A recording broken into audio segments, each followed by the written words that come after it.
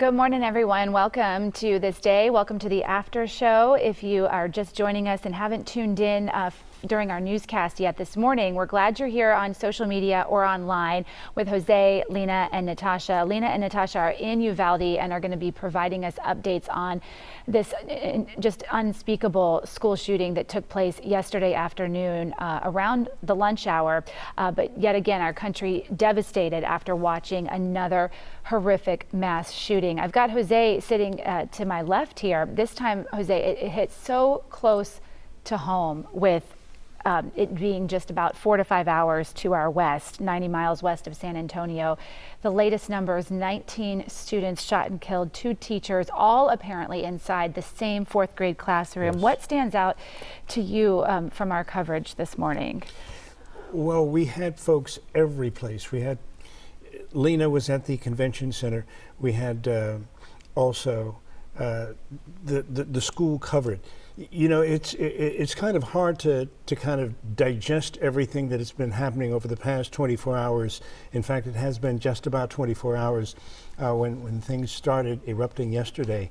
But it's a situation that's so hard for folks here in the state of Texas to fathom, but not just here in the state of Texas.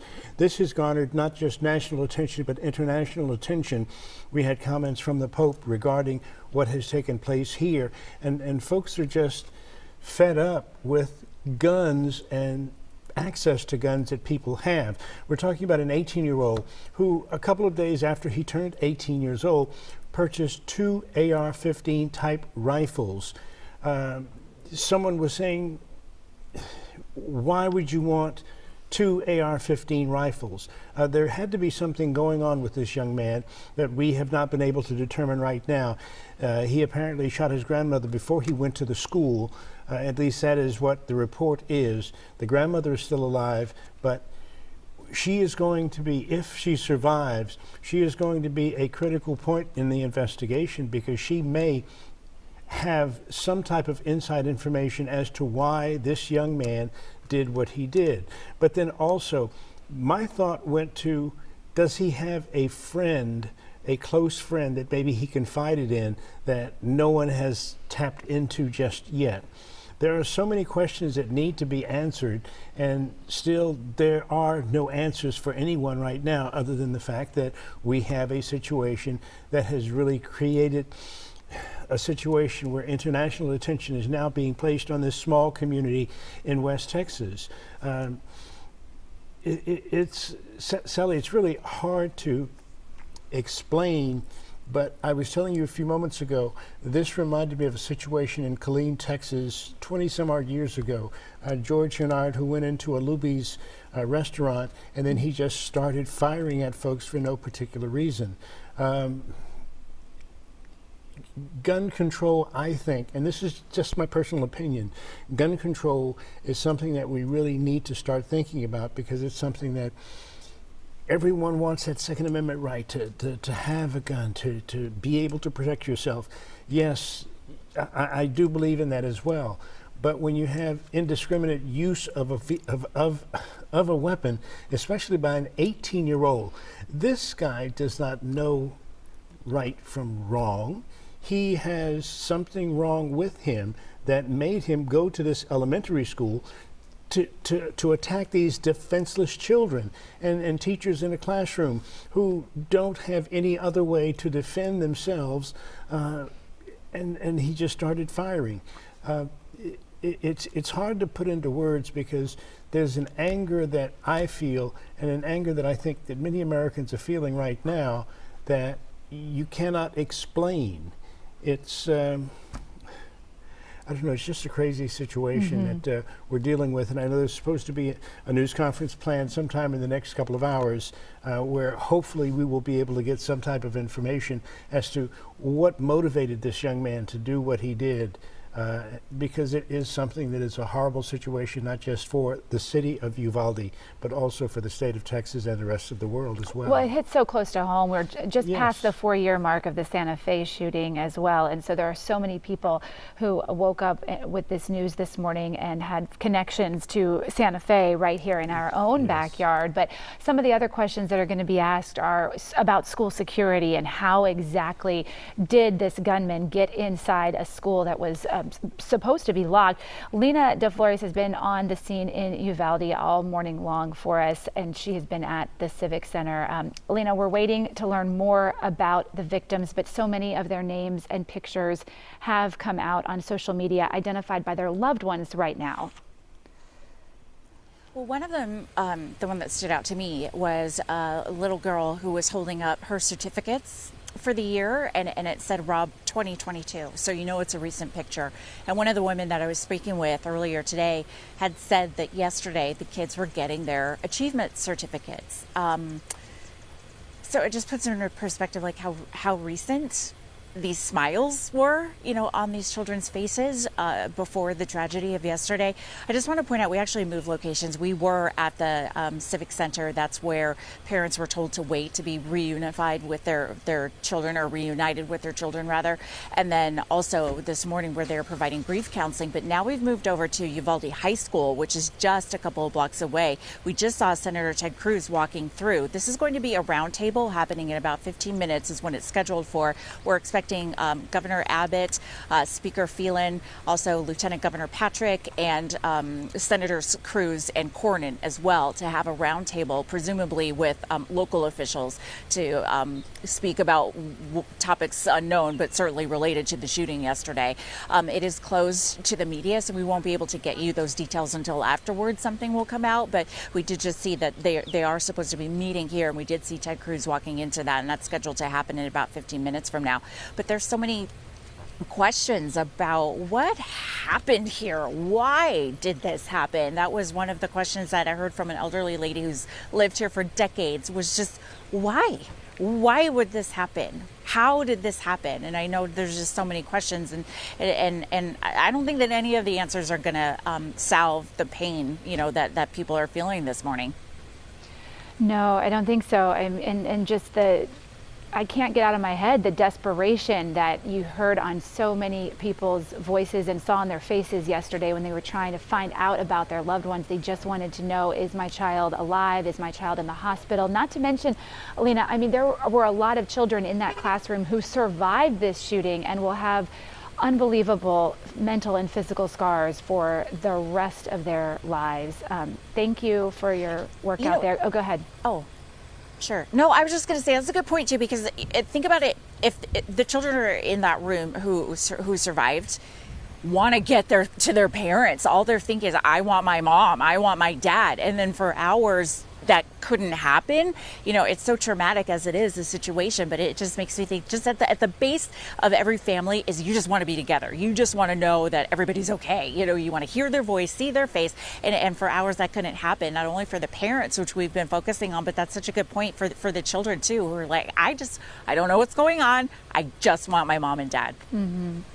Well, there are people who are trying to help and provide a little bit of comfort. There is the funeral home right across the street from the school, Hillcrest Memorial, that has offered to help families with no-cost funerals for all of the victims. So that is certainly, you know, a little bit of a burden that's taken off those families, not having to deal with the financial aspect of such a tragedy. But let's talk to Natasha now.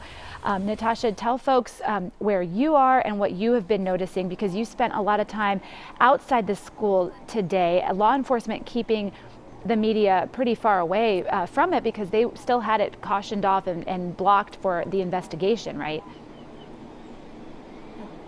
Well, that's right, Sally, and we decided to come out into the neighborhood of the city of Uvalde to try to speak with some people, and then we had to stop, of course, to do this live shot, but we just wanted to note behind us right here that the flag is at half staff, and that is one of the orders that President Joe Biden put through for all of the flags to be lowered through Saturday. So that is certainly something that everybody across the state, across the country, is going to take note of and know exactly why that is the case. And it is because of the unfortunate events that took place here yesterday. Now, one of the things that I was observing when I was out there, and it was just that eerie feeling to know that less than 24 hours ago, parents were walking through the same street that I was with those children to make their way towards Robb Elementary School, and now knowing that, that laughter, that bond between the parents walking to the school, that didn't happen this morning because classes were canceled because of those.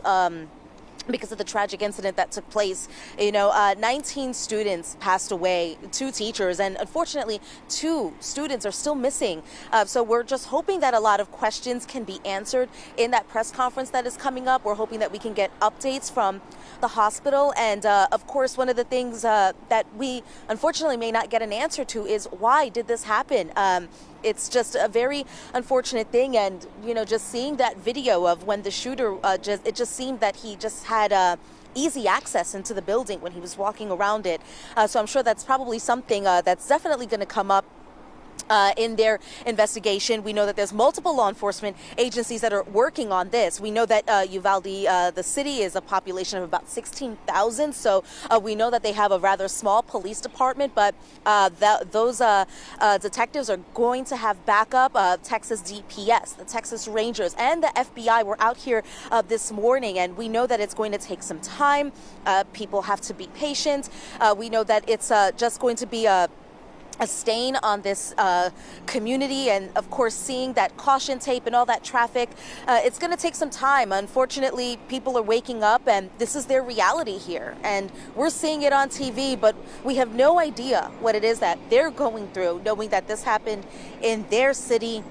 This is supposed to be their safe space, and unfortunately that was taken from them yesterday. So we're just hoping that we can get all those answers available and just hopefully start that healing process for this community. Yeah, as you and Lena have been telling us all morning, I mean, every single person who lives there is touched by this because it is such a small community of less than 20,000 people. Thanks, Natasha. Appreciate your work out there. And yes, we'll hear much more today about the hero teachers who put, themselves in front of those students, and also the Border Patrol agents who responded to this shooting and ultimately stopped the shooter. So, Jose, a lot more to come today on this. Yes, but what happened yesterday is also affecting schools in our area. You mentioned Santa Fe earlier, but it's not just Santa Fe. Many of the school districts in our area right now are putting in their own procedures because of what happened yesterday. Extra police officers or extra ISD officers are now on campuses, that we're told, in order to make sure that there does not that this does not happen on another campus here in the state of Texas. There are other campuses, backpacks, which is something that, students, they carry just about everything in a backpack. Some school districts right now are banning backpacks for the last couple of days of classes. This is an event that has affected everyone here, basically, in the state of Texas. And right now, we just don't have any answers. You mentioned, you asked me about the coverage earlier. I wanted to commend both Natasha as well as Lena for many of the interviews that they were able to bring to us this morning. One, I have to say, almost brought me to tears, and it was when Lena threw to an interview of a young man who was just trying to find out what was going on. He had heard something earlier in the day, and while he was there at the convention center, or at the Civic Center, in the background you could hear a family member of one of the victims finding out, at least it appeared that they were finding out, that their relative had been deceased. There were tears, there were screams. These are all emotional things that affect not only that person, but when you hear stuff like that happening, when it is happening, it affects you as well. Those are some of the things that you try and humanize a story that really has no humanity. And that is what I wanted to at least commend our 2 reporters who were out there.